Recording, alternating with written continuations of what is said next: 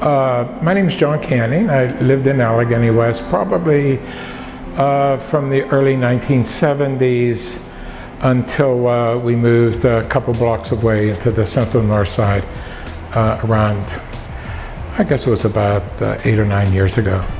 I was a history teacher. I think we should probably make sure we're aware of that. I was a Northsider and I was a history teacher.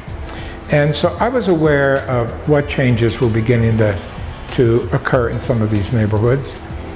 And then I went off in the late 60s and taught for a year in Britain.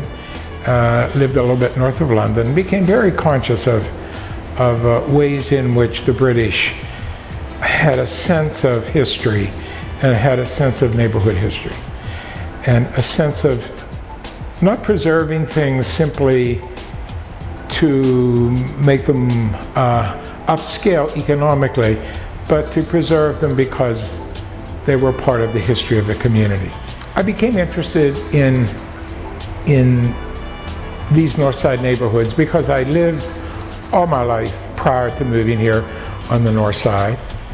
My family had strong ties to North Side neighborhoods as I was growing up. Both of my parents, my grandparents, had grown up on the North Side, had gone to schools on the North Side. And so I had a strong kind of identity with these neighborhoods.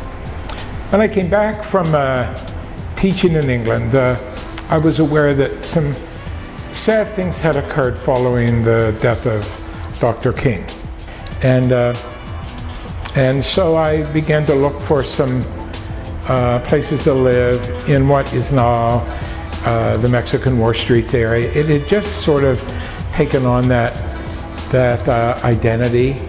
And to me, what was interesting was that it was an attempt to really look positively at living in the inner city neighborhoods of the North Side at a time when there was a real movement to move out of those neighborhoods.